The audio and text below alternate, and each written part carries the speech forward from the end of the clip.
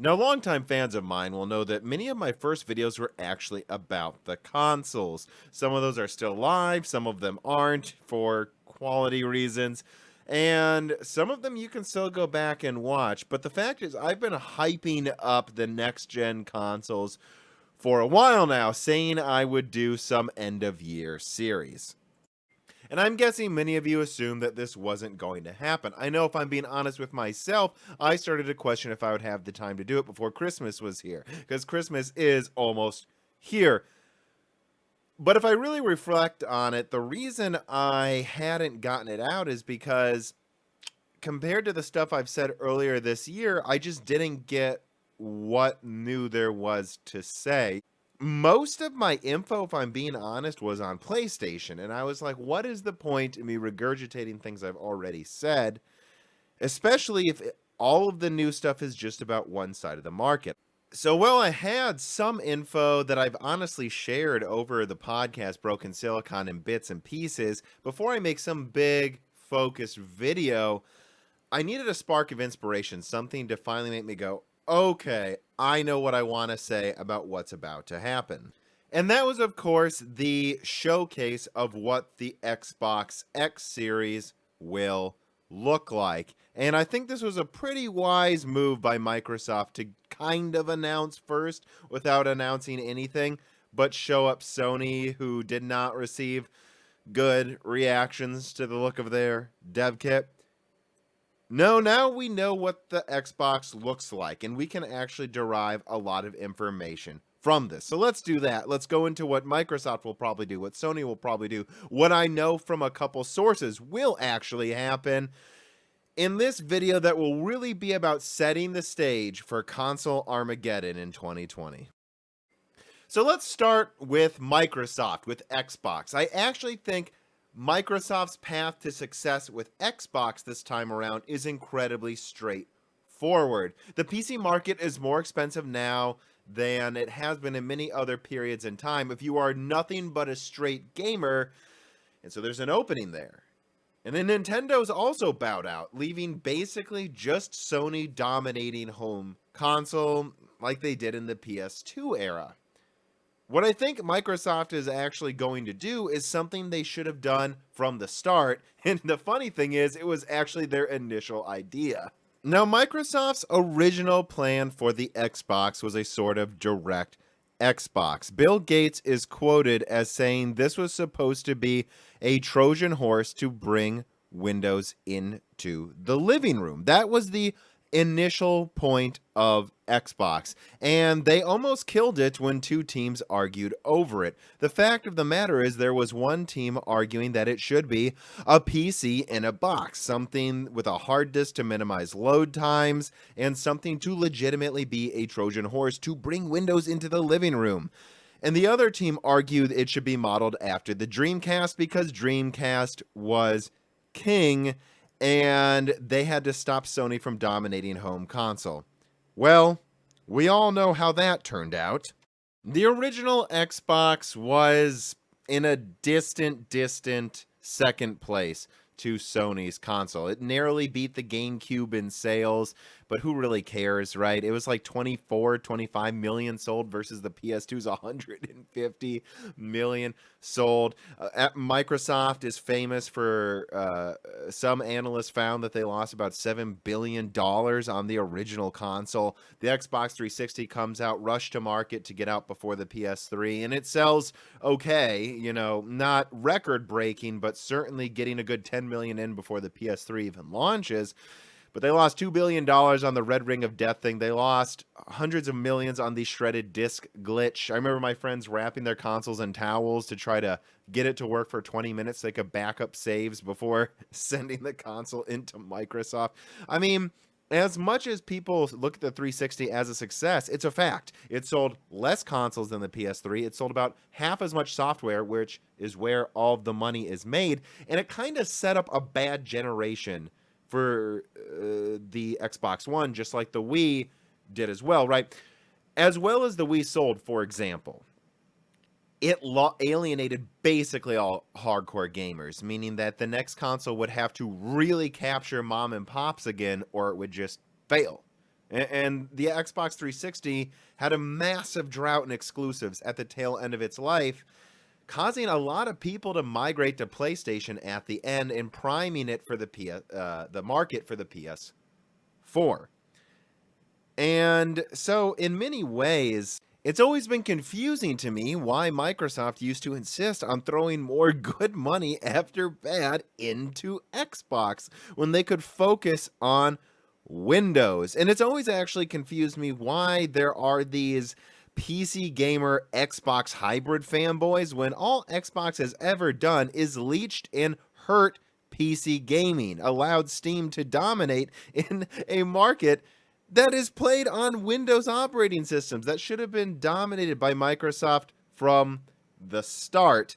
And eventually Microsoft did wake up to this, and I think they're finally doing what they should have always done. So let's go back to what I initially said. Microsoft's initial conception for Xbox was as a kind of console Windows hybrid to be a Trojan horse to bring Windows to more parts of your house. And when you look at the design of that console, it looks like a desktop, right? Like a high-end boutique PC. And what if something that looks that premium, that can dual boot into a SteamOS version of Windows and full Windows, comes with a reasonable price? This is a type of product I believe the market is desperate for, whether it realizes it or not. We need someone to shake up the gaming PC hardware market. And it should be Microsoft. It should have always been Microsoft there. SteamOS should have never been a revolutionary thought. There should have been Xbox OS.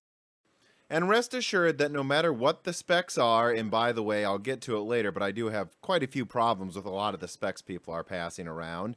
Whatever the specs are, and that means if it's GDR6 and a custom Zen CPU, even if it was like a Zen 2-3 hybrid that you can't ever buy on desktop, it can run full Windows. They can write the code to do that if they so choose. And in fact, it's been done before. There's been a custom Chinese console that ran with all GDR5 and a quad-core APU, and it dual booted into full Windows 10 or a custom version of Windows.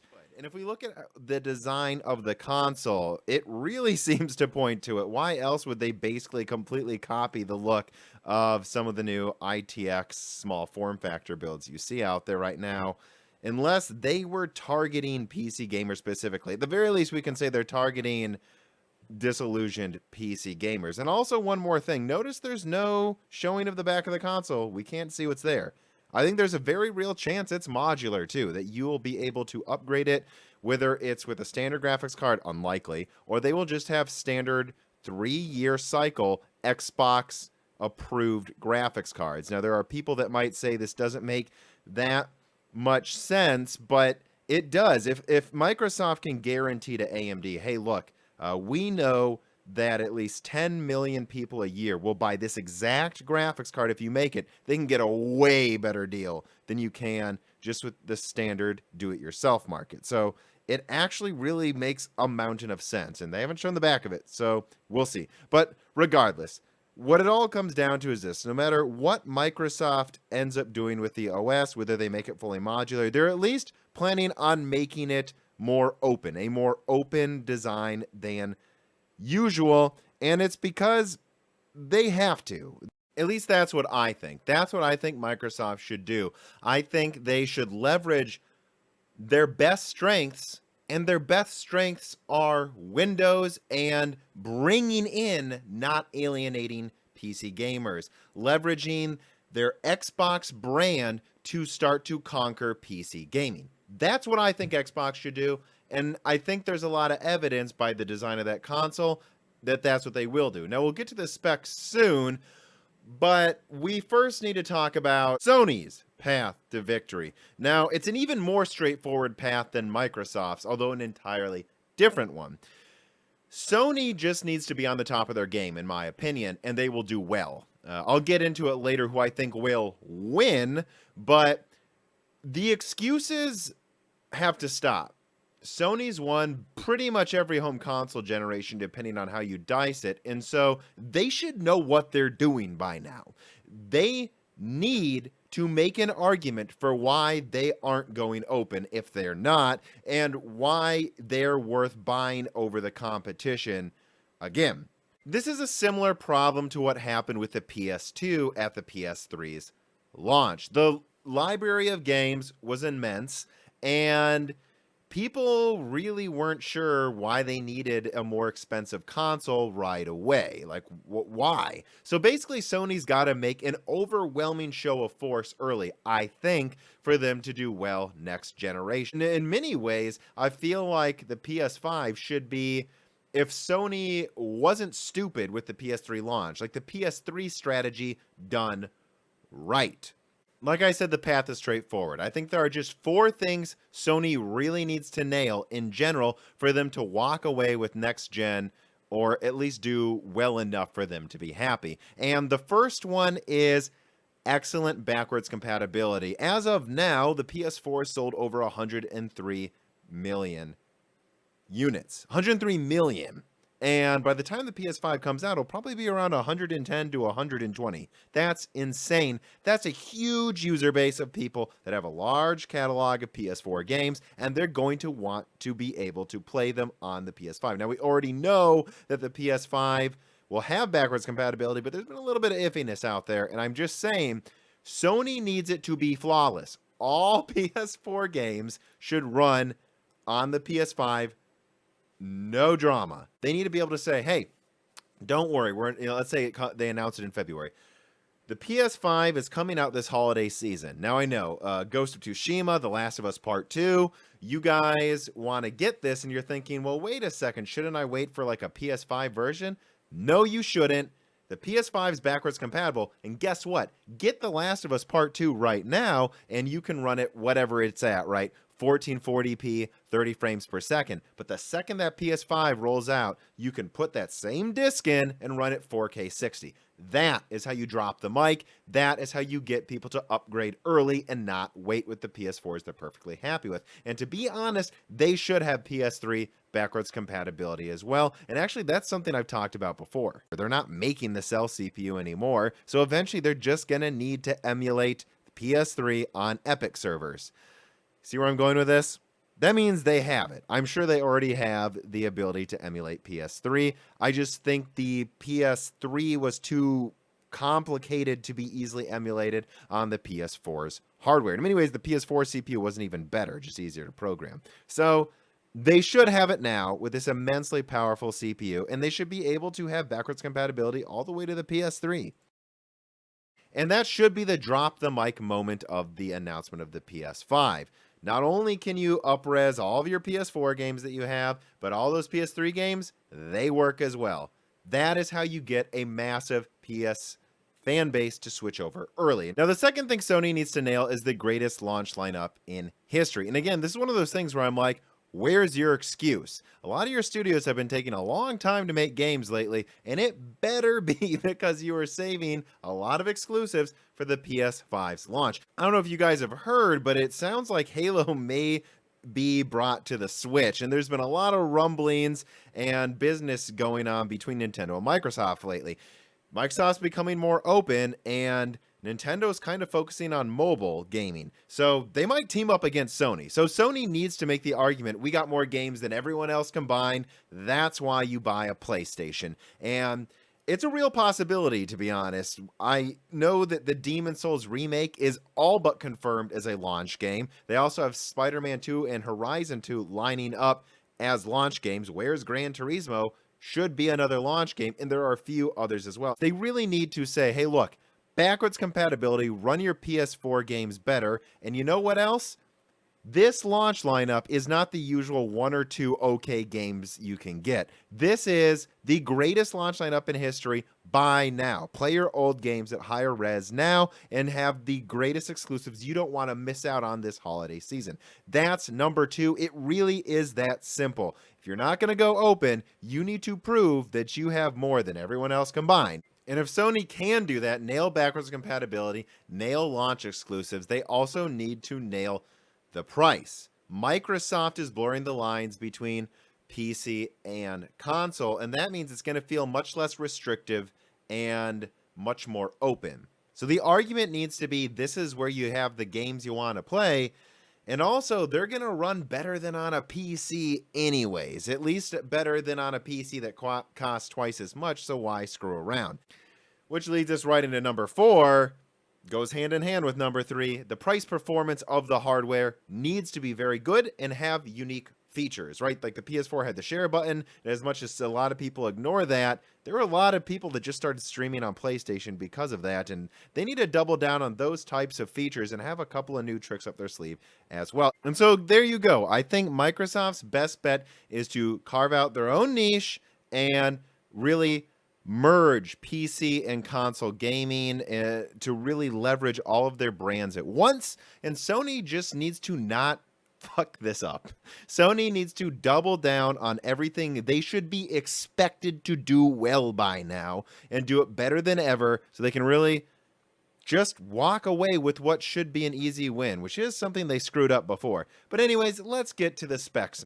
Now, I'm actually going to run through the specs quickly and try to not be ultra specific. And the reason is they can change, and I'm sure they will change over the next few months. But more importantly, I think by March, we're going to have some real concrete leaks on exactly what they are. So what's the point in me guesstimating if I'm just going to be attacked by trolls? But I'll give you a very good idea of the level of performance, which I think is all you should really want to know right now. Don't you think? Well, let's first start by talking about how they are the same. They will both have 8-core, 16-thread Zen processors. Most likely Zen 2, but there's a decent amount of evidence that either one or both of them will borrow some features from Zen 3. Remember, this is launching holiday 2020. There's no reason it couldn't have some of the features that are in Zen 3. And if you think about it, if these consoles are sold for the next 5 years at least, hello, do you really want to have it be using the previous gen, the outgoing gen of CPUs? There's a chance it may utilize some version of Zen 3 or something like that, but it's not entirely confirmed. And to be honest, I also wouldn't assume that it will use chiplets for the CPU cores. It most likely will, but there's some evidence it might just be a custom monolithic die again, and that they'll cut down these dies for the diskless version. But anyways, at least 16 gigabytes of RAM, Blu-ray drives, and ultra fast storage using probably around 250 to 280 watts. That's what links these consoles together.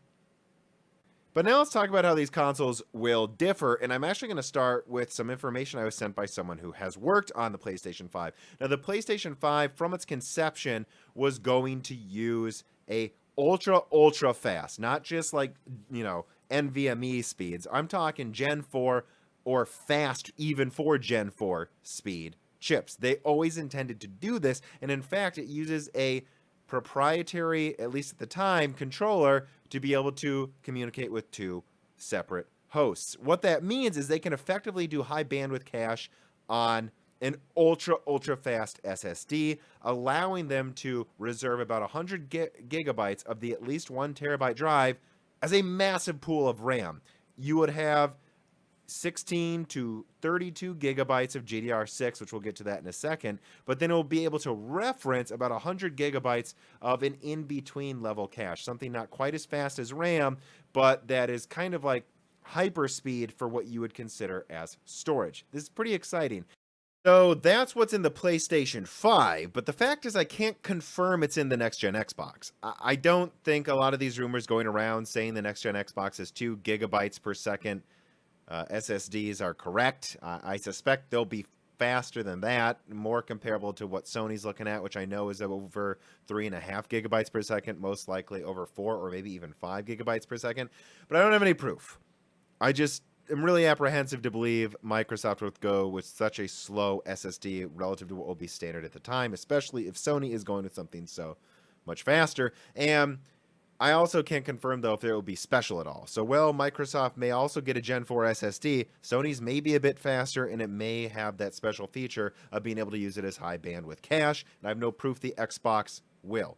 I have no proof it won't, but it doesn't seem like that's what Microsoft's priority was from the beginning. What Microsoft's priority was, though, that differs from Sony, is having a faster CPU. And that's because they need to run background tasks. So expect at least a faster clocked Zen CPU, around 3.5 to 3.6 gigahertz, I believe, maybe even 4 gigahertz. And Sony's CPU will run probably 3.2 to 3.4. But Sony has a backup ARM processor with its own pool of 4 gigabytes of DDR4. At least that's what they were initially planning a few months ago. So they don't need the CPU to be clocked as fast. Programming to the metal on the PS5, 3.2 gigahertz will be more than enough for 60 hertz 4K gaming and 120 hertz VR games. That's fine. That's enough. That's how they will differ in that way.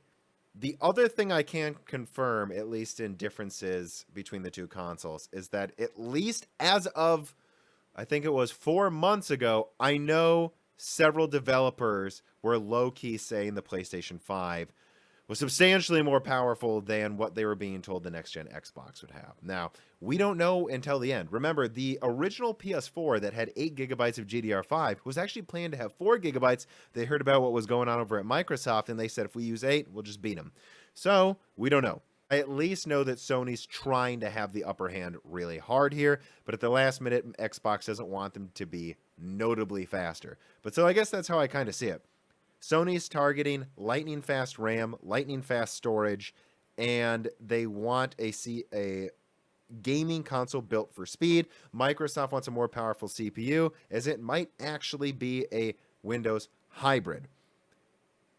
What else can I say? They'll both do ray tracing. And quickly, I need to touch on the cost. I'm not going to bring out some giant Excel sheet because, frankly, again, we'll get the full specs within a few months, and that's when I will break down just how much it costs to build these things. But let's just say it has 24 gigabytes of RAM. It's like $5 a gigabyte for GDR6, despite what NVIDIA wants you to believe. That's how cheap it is, guys. So that's like $120 even if it was 24 gigabytes of RAM. Then $25 for the backup DDR4 and ARM CPU. Then another $50 for the CPU. Yes, that's how much a single 8-core chiplet would probably cost Sony from AMD. Then I'm not kidding, and AMD's making a small profit there. $100 for the GPU silicon. Again, this is devoid of the PCB or GDR6. I'm saying the actual GPU die. Probably just $100 at most, even on 7 nanometer. $20 for the mobile. $20 for the power supply. Again, it's probably just like a 300-watt power supply. $20 for the chassis. $20 for the Blu-ray player. $50 for the 1 terabyte SSD.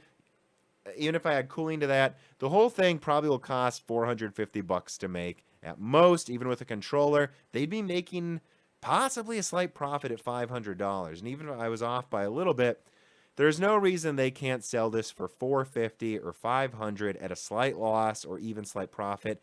And they only need to break even because they make money on the software.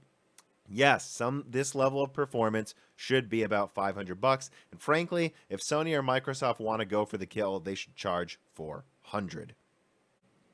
That's a lot of information, isn't it? So let's summarize here. I believe Sony will succeed, at least have a profitable, well-run generation, if they just do everything we should by now, based on their prior successes, expect them to do. And that's do everything they've done well before, even better. The best exclusives, the most exclusives, nailing price performance, and just launching finally with excellent backwards compatibility. If they do that, they'll do okay. And if Microsoft wants to be successful, they need to carve out their own niche. You can't just be the Microsoft PlayStation. You should be combining console and PC gaming, especially now when a lot of PC gamers think it's too expensive. Now is the time, Microsoft, to march into PC gaming and finally make it about Windows. Not Windows as the default, but Windows as the one you want to game on. That's what needs to happen. And so who's going to win this generation? I think there's a chance everyone wins this time. And it's kind of like, I'm hoping at least, a better version of what happened with the PS360 generation, right? Where you had this immense competition at levels of performance that weren't just a bit better than before, but massively better, allowing us to make games we couldn't make before. Storage that allows us to load and generate worlds we couldn't before, with CPUs powerful enough for massive enemy counts, for unlimited view distances. That's what I want, and I don't want it to just happen because two people are fighting. I want Microsoft to work on just liberating PC gaming while Sony does their own thing the best they can. And so that's what I kind of think will likely happen. But keep in mind, if Sony screws up one of those four things, like if they just don't have good launch exclusives, I think people might ignore them. Or if they get too cocky with the price or don't go far enough on the specs, they skimp on backwards compatibility, that will hurt them a lot. And again, if Microsoft skimps on the specs, it doesn't sound like they will, by the way, that's a problem. It won't be enough. It needs to be an open platform that goes all out. They both need to go all out so we all win. But you might notice there's a couple people I neglected to mention. What about Nintendo, for example? Well, first things first, Nintendo Switch will not be running any next-gen games. The Witcher is old by now. It is not impressive that you can run it at 20 frames per second with graphics where I can't tell the difference between a person and a tree. That isn't a big deal. And because of how much more powerful the storage and the CPU will be on next gen, it's just a complete non-starter. Do not expect the Switch to run any next gen games. Cross-gen games, maybe a couple, but that's about it. And that will be the Switch getting a little old, so I expect Nintendo to launch something new, halfway through the next generation. I think Stadia is a complete failure as of now. I mean, Xbox Game Pass announcing that they will have xCloud streaming to that service. I mean, that's just a knife right in the gut of Stadia when it's launching. And PS Now is already vastly more successful. I just don't see Stadia doing well in its current form. Now, I long said I think Stadia could be a big deal, and I got why they were charging so much at first. I didn't get why you needed its own box. That seemed dumb. I get why you might need your own controller. But anyways, Stadia's real success, I always believe, will be in running 3-year-old games in 720p for free, generating ads in the background while you're playing, and being a good gaming option if you see a YouTube ad for the new Assassin's Creed, like the new Assassin's Creed, supposedly a Norse one. Sounds cool. Maybe you haven't played Odyssey yet. An ad pops up for the Norse one, and it says, would you like to try Assassin's Creed Odyssey? You click yes, instantly. It's just instantly streaming it. You don't need to download anything. You don't need to buy anything. It's an older game. We're just going to let you try the previous one. That is how Stadia will be successful. It should be bringing gaming to people who didn't want to buy the stuff that's already out there. And that's all I've got left to say. I've talked way too long. I think this will be my biggest video ever outside of 10 years of being a PC gamer. And so I hope you enjoyed it, but there will be much more coming. This video is really kind of a prelude to the console war, setting the stage with my opinions, how I think they'll be successful, and what I know about them so far. I hope you enjoyed it. There will be many more videos coming soon. And speaking of 10 years of being a PC gamer, the series is rolling out now, 11 years of being a PC gamer. Me and Dan, there's a hilarious episode where Dan watches an unreleased video where I look like a complete cabbage. Watch that. Soon coming out will be good old gamer Paul, and I have multiple guests lined up, including Cortex, including NFC, for small form factor builds. Keep listening to Broken Silicon. Support me on Patreon to get Die Shrink. Listen to the new Flyover States rolling out soon as well. And thank you all for your support. Have a great Christmas and holiday season, everybody.